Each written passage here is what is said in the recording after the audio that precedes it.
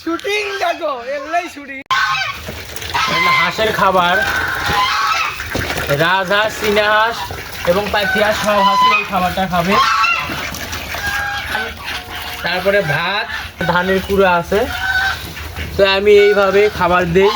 অনেকে ধান, গম, ভুট্টা এসব খাওয়ান।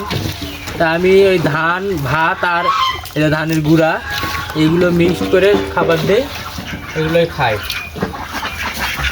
তা আসেন দেখেন ওরা খাওয়ার জন্য কীরকম করে। আয় আয় আয় আয় আয়।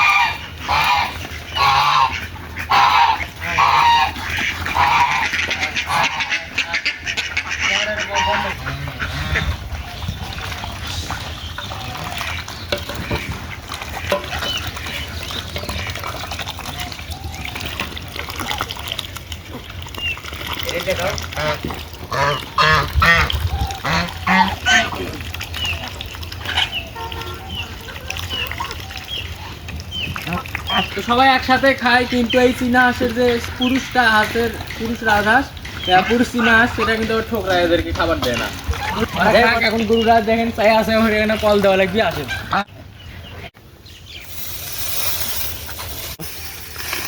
তো এগুলোকে কিন্তু আমরা পলের পালা বলি, পল বলি, অনেকে খড় বলে।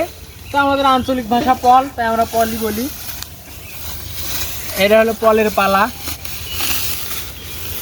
আর যেহেতু এখন বিকেল টাইম, আর এখন খুব বেশি পল দেবো না, অল্প করেই দেবো, যেহেতু এখন আবার গরুগুলোকে ঘরে তুলে খাবার দেবো, অল্প করে পল দেবো। এই যে দেখেন, এই বড়টা এত বড় খারাপ গরু কীরকম করে, শুধু মাথা দিয়ে করে।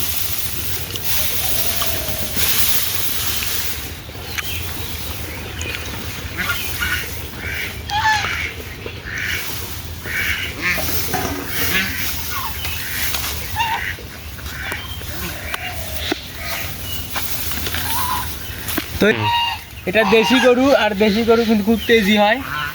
আর এটা কিন্তু খুব মানে বাজি একটা গরু, মানে আমাকেও ছাড় দেয় না। আমি তো সবসময় ওকে লাড়াচাড়া করি, তুলি আবার বের করি, তাও আমাকেও মানে ছাড় দেয় না। আমাকে ঢিস দেয় বলতে সেরকম ঢিস দেয় না, ওই আর কি শিং দিয়ে একটু একটু আর কি ইয়ে করে, নিচ দিকে ঠেসে ধরে।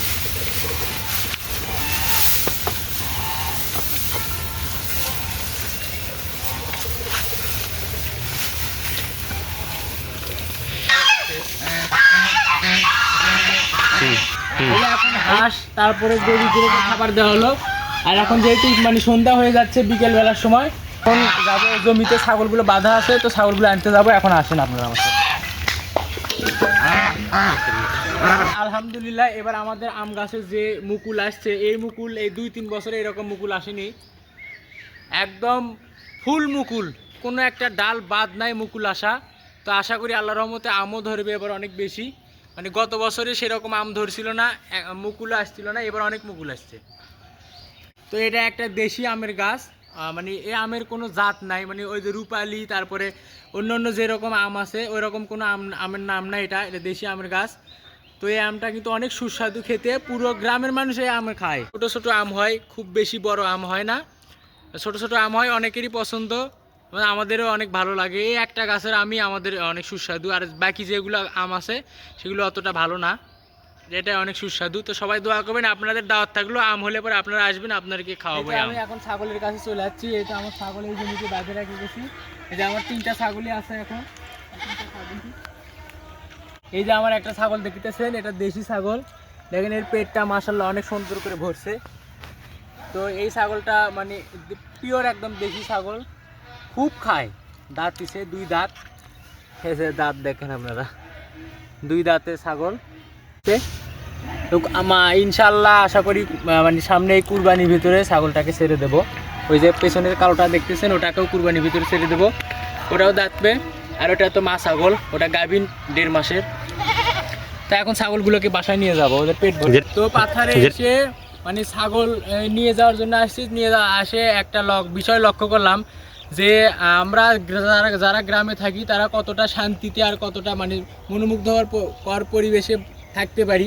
আর আপনারা যারা শহরে থাকেন তারা ইট পাথরের শহরে অতটা মনোমুগ্ধকর এবং শান্তিপূর্ণ মানে পরিবেশ পান না, মানে পরিবেশে থাকতে পারেন না। আর আমাদের এই গ্রামের পরিবেশটা অনেক সুন্দর। আপনারা দেখতে পাচ্ছেন পাথারে এখন ফসল আলু চাষ করা হয়েছে, আর আলু চাষ করার পরে এখন আবার ধান লাগানোর সিজন চলে আসছে, ইরি ধান। তো ইরি ধান লাগানো হবে এখন সেই মুহূর্তটা অনেক সুন্দর। আর এখন পরন্ত বিকেলবেলা দেখেন সূর্য অস্ত যাওয়ার দিকে চলে গেছে। তো এখন তো আরও অনেক সুন্দর পরিবেশ এই বিকেলবেলা তো আরও মনোমুগ্ধকর পরিবেশ। তো যারা শহরে থাকেন তারা গ্রামে এসে ঘুরে দেখতে পারেন। বিকেলবেলা আপনাদেরকে মনটা অনেক শান্ত হয়ে যাবে এবং মনটা অনেক ভরে যাবে এই গ্রামে এসে ঘুরতে থাকলে।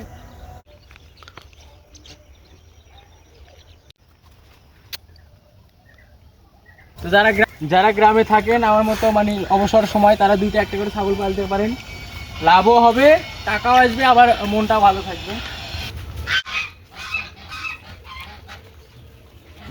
তো অনেকে আমার পোশাক নিয়ে মন্তব্য করেন যে আমি এই লুঙ্গি পরে তারপরে মানে ওই রকম একটা মানে ভালো পোশাক পরি না, যার পরে ভিডিও করি না, লুঙ্গি পরে ভিডিও করি। অনেকে মন্তব্য করেন যে আমি গ্রামের খ্যাত, এরকম একটা মানে মন্তব্য করেন।